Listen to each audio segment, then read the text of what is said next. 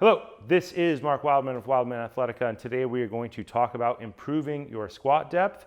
We've talked about that in the past, but today we're going to use an exercise, which is a kettlebell front squat, which changes hands at the bottom.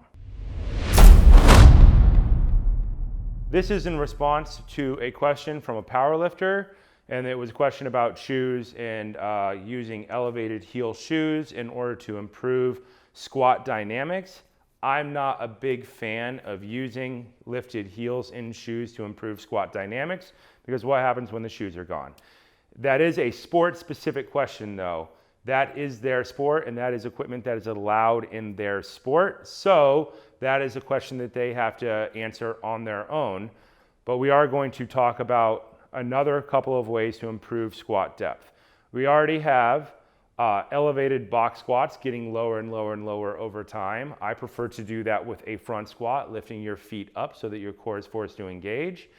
And secondly, I love deck squats, full range of motion, rock, learn to get all the way back up. Your spine will become strong throughout the entire range of motion. This is a third option. We are going to do a kettlebell front squat, and we are going to go down to the bottom. We are going to curl the weight down. We are going to change hands and lift up on the other side. What this does is forces you to get into the bottom of your squat and take load in the bottom of your squat in a safe way, to get all the muscles in your hips and in your lower back to fire in those low positions. Has carryover benefit to other athletic sports like powerlifting if you chose to integrate it into a program. This would be a warm-up exercise in a powerlifting program. So this exercise, we would prefer to have our feet pointed straight ahead, but if you are a powerlifter and your coach requires you to have turnout, do it however you want, doesn't matter that much. What's important is the transition at the bottom. We are going to go down to the bottom of our squat, get our kettlebell in place. Starting with the hook of our hand, we are going to loop it in. Like you're doing a Turkish get-up, when you grab with the other hand to support, bring it all the way up into position. Drive all the way up, stand all the way up with your hips.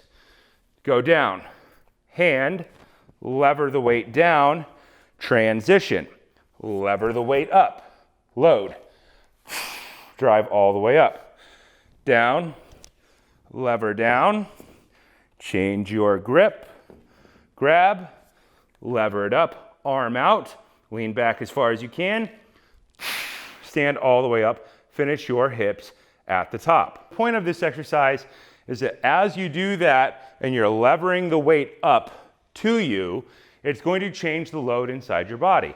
And that's going to cause you to shift forward, shift to the back, shift to one side, shift to the other side. All that shifting is what we're looking for. We're kind of massaging the inside of our joints and loading and unloading them to cause all those stabilizers and all those tendons and everything in there to fire, contract, expand, contract, so that our body gets more used to spending time at the bottom of that position. So this exercise can be used as a warm-up. You can go as heavy as you want, as heavy as you can handle, but start light and work your way up, especially if you're a person who doesn't squat all the way down all the time already because of your sport. This is going to force you to get really low at the bottom, to load, to shift, to move, and your hips are gonna move forward and back and left to right. All that stuff's gonna take time to adapt to. You can do it with a really light weight to start. I would put it in for 3 sets of 10 in the middle of a warm-up, and I would do other hip mobility drills in between this activity. Heck, I like to use this exercise as a workout just by itself. Throw in 10 to 20 reps and crank up the weight,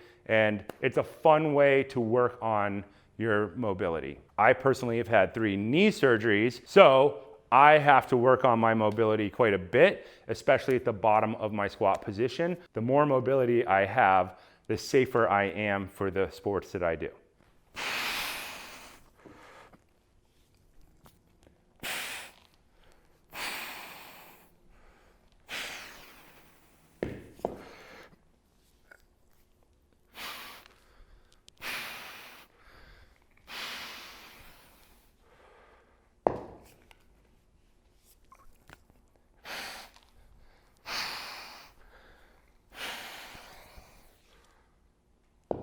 So use this drill as a mobility drill or use it as a strength and conditioning drill. Either one works. If you can back squat 400 pounds, then this drill, even at a heavy kettlebell weight, should not be all that hard for you. But it will force you to get down into ranges of motion, which you might not otherwise hit.